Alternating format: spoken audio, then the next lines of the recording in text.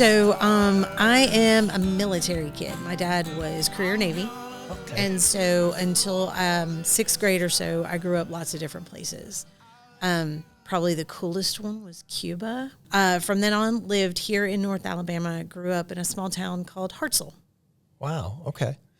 Did you were you all over, or was it primarily Cuba while he was in? No, so a lot of East Coast. We lived in a lot of places there where the Navy yards are. We lived in Jacksonville for a couple years, Philadelphia for a couple years, Norfolk for a couple years, and then Cuba, and then overseas, Athens, Greece for just a short stay, and then he retired out of Great Lakes Naval Base on Lake Michigan.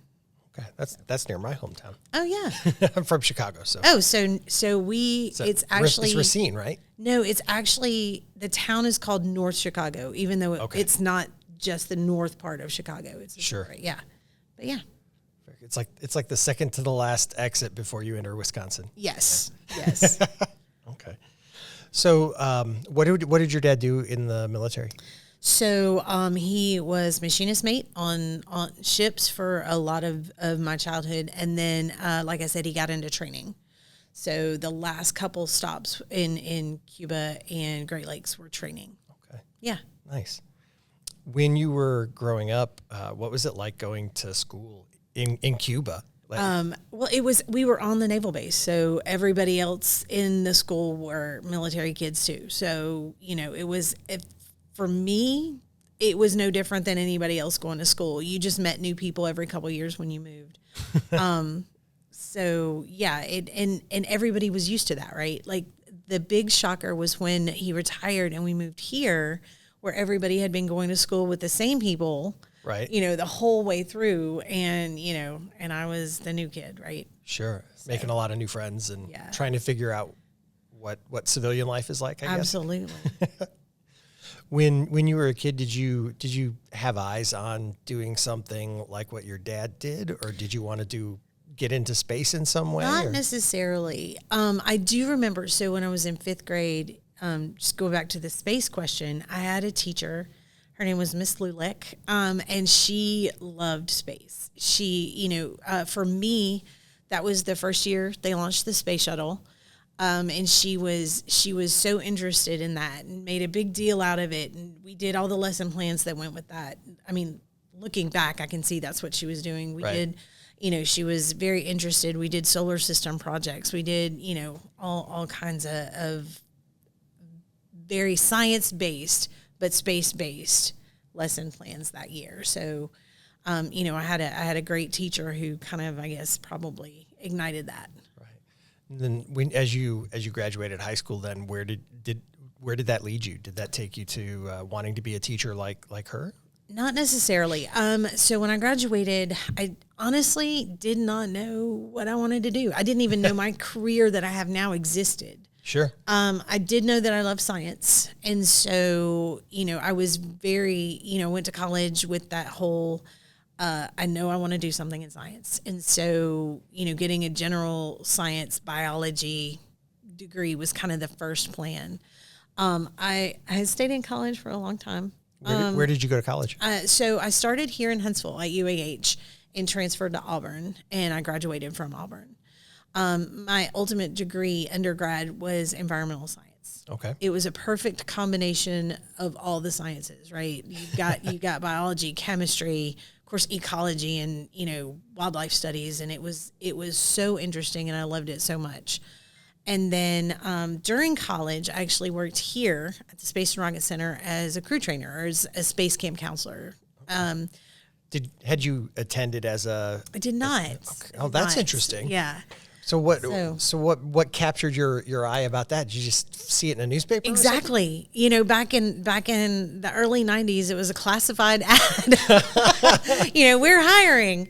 And so I applied and got accepted and worked here during the summers while I was in college.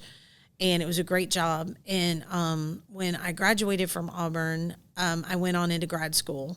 And so I worked here while I was in grad school as well. I did grad school here in Huntsville at Alabama A&M, and got an education degree there, secondary education.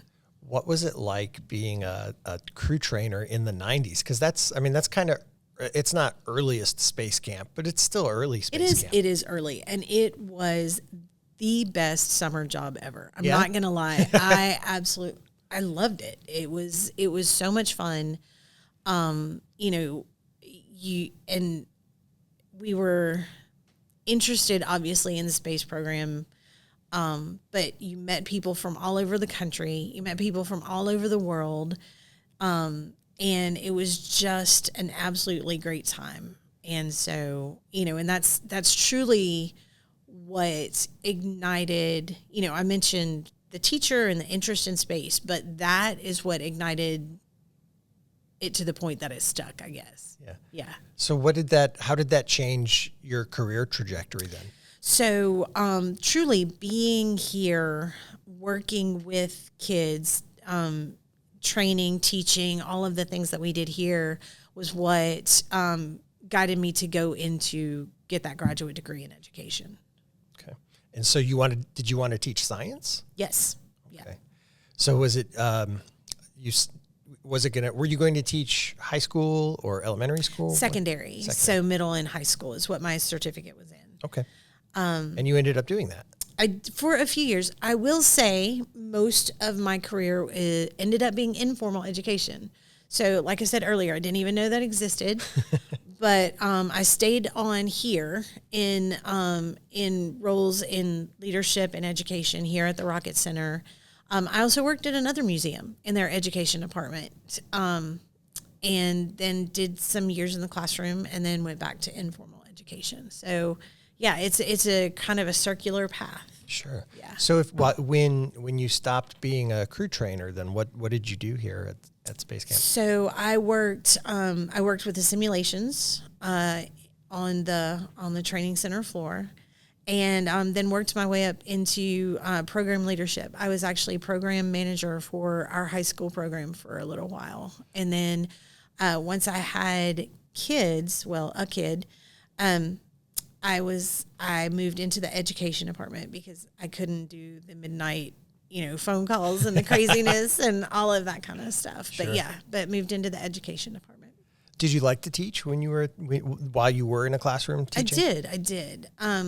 If I'm just being brutally honest here, informal education for me is so enjoyable because generally the kids that come to space camp or, museums or whatever are excited to be there. They want to be there. They're enjoying what they're doing. In the classroom, there's a fair amount of apathy. Sure. Yeah. You have to have science. So you're in science class. Right. It's one of those core subjects that everybody's got to take. Yeah. And some kids love it and they are a treat and some kids don't. Right. And so when you're at a museum or space camp or whatever, generally the kids who are here want to be here. They want to hear what you have to say. They want to see what you have to show them. And it's so rewarding. Okay. So when you left the classroom, did you come immediately back to Space Camp? No, I worked at a children's science museum here in Huntsville called SciQuest. Okay. It is no longer open, but it was a hands-on science center, lots of interactive displays, interactive exhibits. And of course, we did camps, we did classes, we did, events. And so in the education department, we helped with all of those things, developing, doing, teaching, all of it. Yeah. How did you end up back here then? So in 2016, when SciQuest was failing financially, our leadership contacted the leadership here at the Rocket Center, and there were talks of maybe the Rocket Center absorbing SciQuest. There were talks of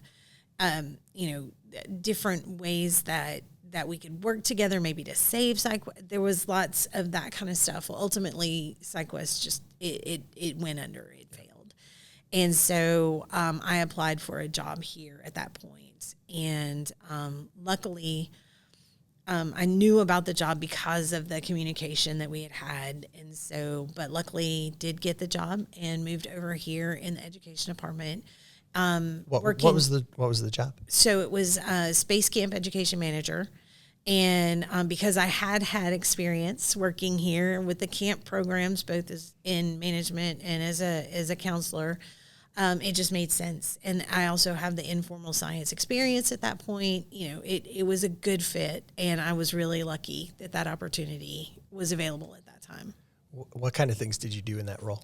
So we worked with the camp leadership, just right out of the gate to kind of review what was going on in camp, what lesson plans were there, and we pulled a lot and did a lot of organizing at that point, kind of getting everything back on track from, again, an education point of view. Like how do we pull lesson plans? How do we standardize them? How do we correlate them with our national science and math standards?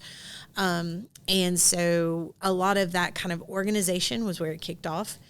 And then the role, is also now development of new curriculum and a curriculum review every single year.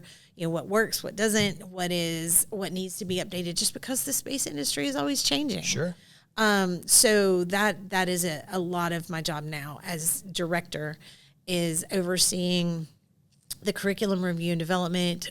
We have a whole staff of presenters that work with the camp programs to present any activities, engineering design challenges, educational briefings, all of that kind of stuff. So I work with those guys, training for the crew trainers and the counselors. And in the summertime, I actually oversee the teacher programs as well. So teachers can come to Space Camp too. We'll talk about that in just a second. All right. I want to talk for a moment, because there's a piece that you've talked about with Space Camp that we've never had an opportunity to discuss on the show before. And that is that Space Camp is not, a lot of us who've not been to Space Camp think that Space Camp is just where we send our kids, they pretend to be astronauts for a week or a weekend, and they come home, right? Like they go and they play simulator games and then come home.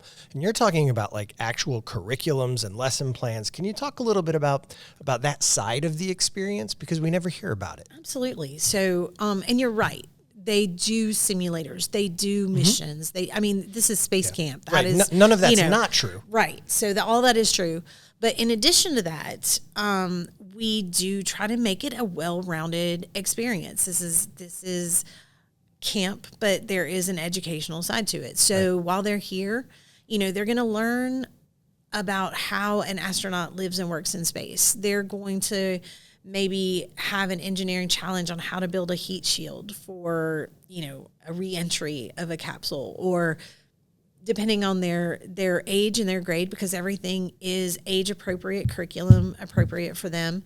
We are going to maybe talk to them about how they design spacesuits or parachutes, or, we're going to dig into how satellites work and what we learn from satellites and how that helps us here on Earth. Wow. We might talk about probes that are going, deep into the solar system and how that works and why we use probes instead of sending people. Any topic is fair game in the space industry. We even introduce them to what's going on in the commercial industry or international partners. We talk about all of that kind of stuff while they're here. Okay. That's really neat. I hope so. Yeah. So it's not all fun and games. That said, we want it to be interesting, right? It is fun. Maybe not fun and games, but we do want to make it fun. I tell crew trainers every single training we go through, it's not necessarily our job to teach them everything about space. It is our job to make sure they want to know more about space when they leave. That's a great philosophy. So everything we do here, again, no topic is in the space industry is off the table, but it does have to be interesting and it has to be fun. Right. Yeah. So when did you make the move from the Space Camp kids part to the educators portion? So I became involved with that program a couple of years after coming back to the Rocket Center. So when I first came back, a gentleman named Dan Oates was running the program. He came back every summer to be manager. He did a fantastic job. And he ran that through 18. And so we kind of moved into position to take ownership of that when he stepped away from it. So I've been involved with it since 19, and running that and recruiting for that, and making sure the teachers have what they need when they're here, and cool stuff to take back to the classrooms. And your title now is Space Camp Education Director. Okay. Yeah. So one of the things that I think one of the other things that I think is interesting here is you're talking about teachers going to space camp, and Yes. we always, in the same way that we think, well, they're just playing astronaut for a week. We also don't think much about the adults who go. So can you tell us a little bit about the teacher experience, the teacher side? Do they attend with kids, like from their classroom, or do they just go with other teachers? So when you're coming to Space Camp for Educators, you're coming to participate as a trainee. You're not coming as a chaperone. So we don't do it generally we don't do it with, when teachers bring their classes. They're coming in the summer when they have the time and the energy to devote to themselves. Right.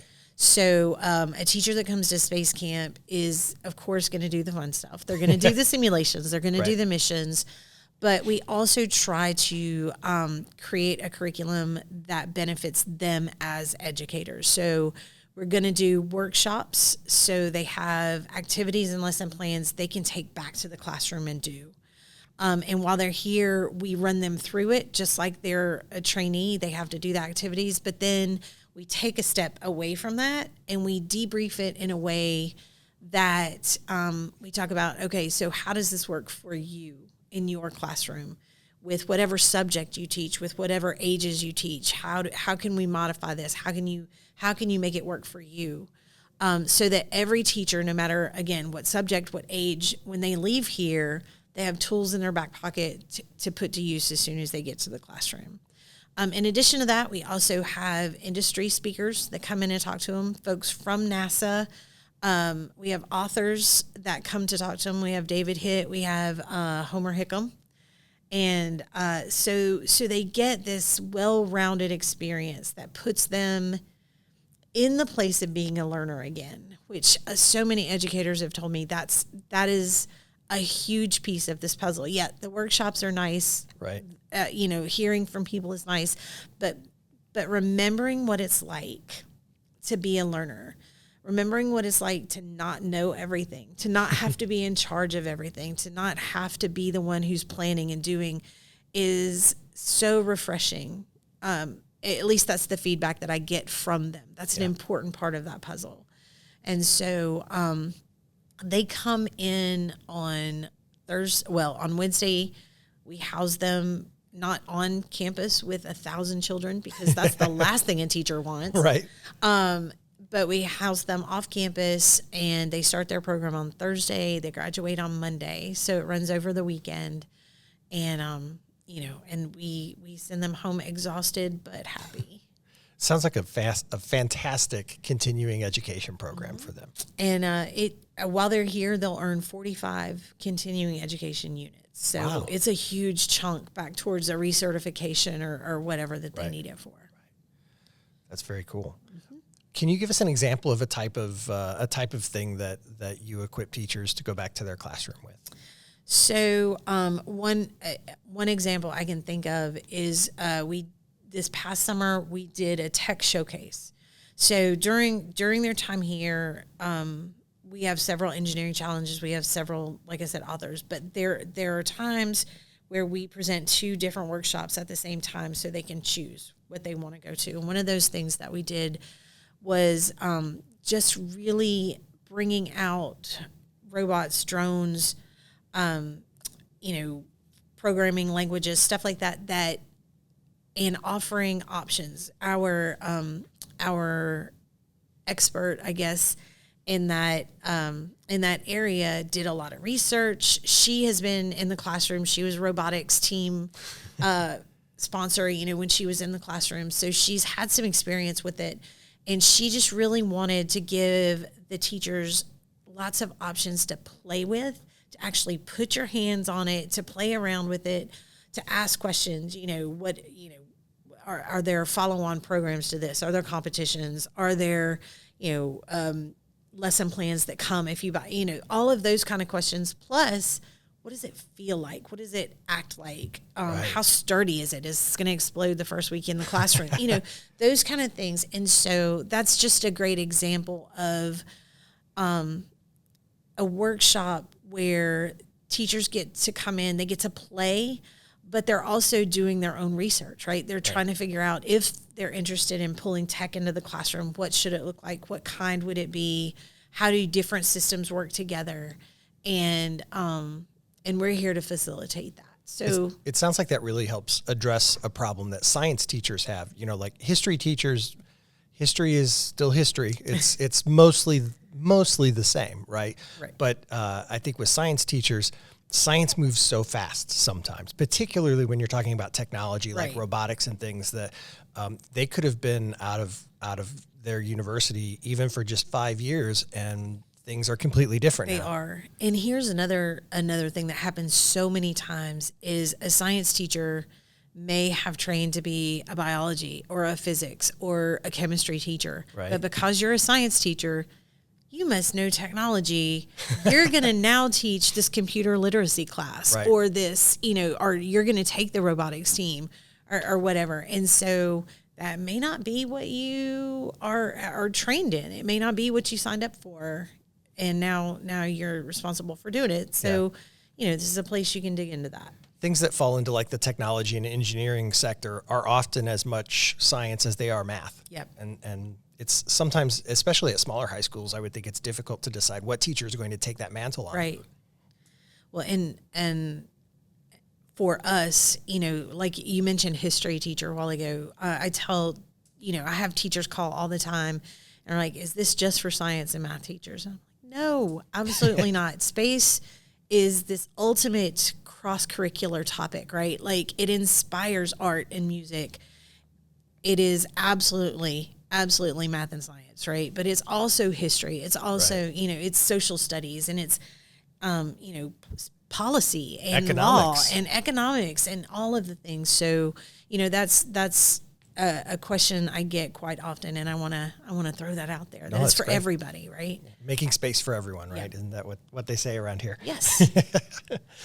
So I know that sometimes for teachers, I'm assuming they come during the summer, right? They do. Okay. So sometimes for teachers, programs like this can seem financially difficult. It's not expensive, but it is often more money than they might have when they are already taking a vacation or doing things like that. What do you all do to help make it so that teachers are able to come with less difficulty?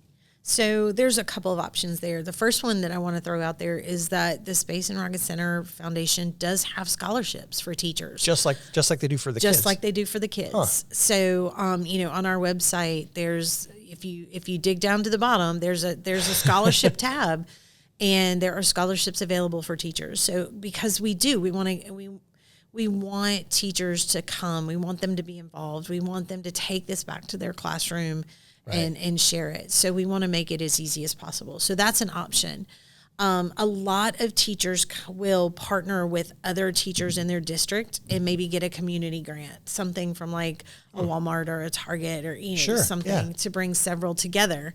And that's fun too, because then they get to come together and it's a team and, they have fun. There are also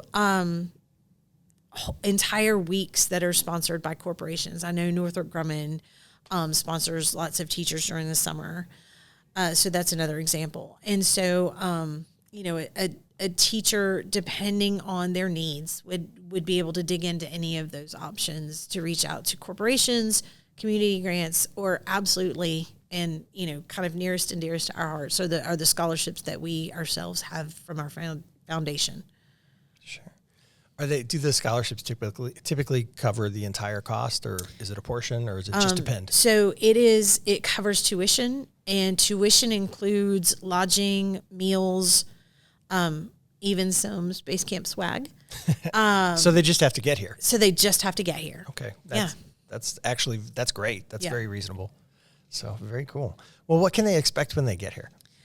Again, we will check them in and send them to their very nice housing off campus.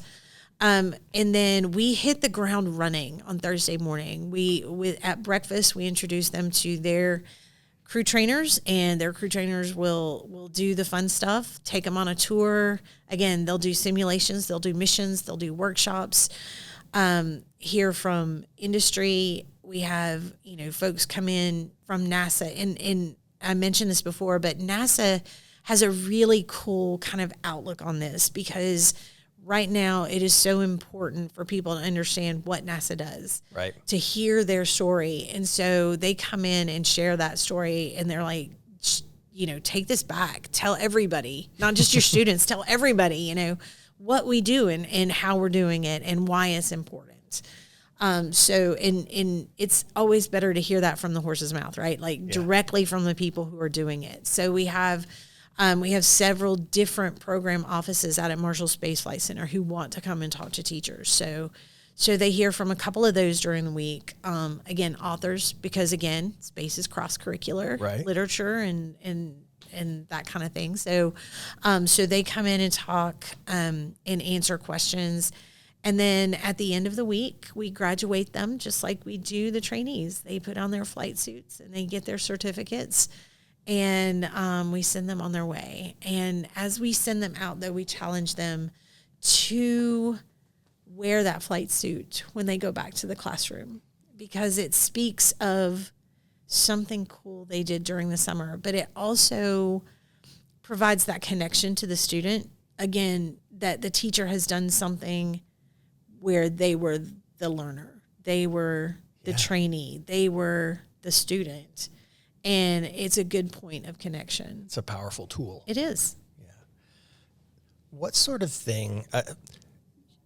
Tell me what you think the coolest. Share like the coolest thing you've seen from the educators portion of Space Camp. Oh my gosh! You have like a fun story or something that stands out in your mind as like a great memory. So, there's lots. I think one of the coolest things, and this is not just one thing, are the friendships that I see develop between teachers who have nothing in common, from different parts of the country or the world, who teach completely different subjects. You have teachers who might be an art teacher or an ESL teacher, and that physics teacher takes them under her wing and is like, let me help. It is the bonds that are created in the friendships and the networking that they leave here with is absolutely amazing, and I love that. I also love to see when teachers meet their heroes. I have had teachers in tears listening to Homer, and I had one who had done units using Homer's book, and he was just beside himself that Homer was here and talking to him, and he got him to sign his rocket, and he got his picture made with him, and he was just so excited. And that happens every summer. Yeah. Especially when we get teachers from West Virginia.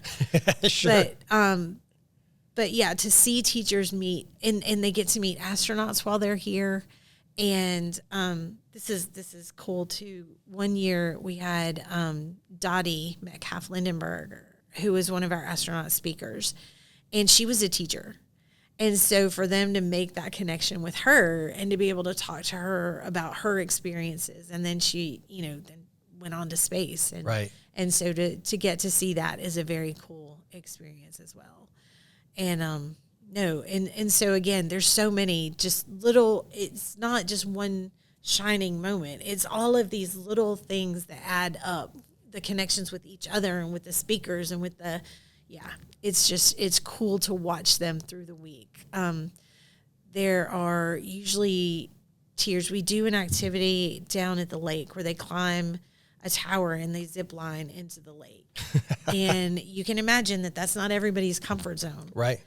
And so and teachers aren't all in their 20s. No, they are not. So it's definitely outside comfort zone. And so the teachers who didn't want to do it, but they do it, they push themselves, they try it, and then the tears afterwards because they can't believe I did the thing. And just, those little moments over and over and over again.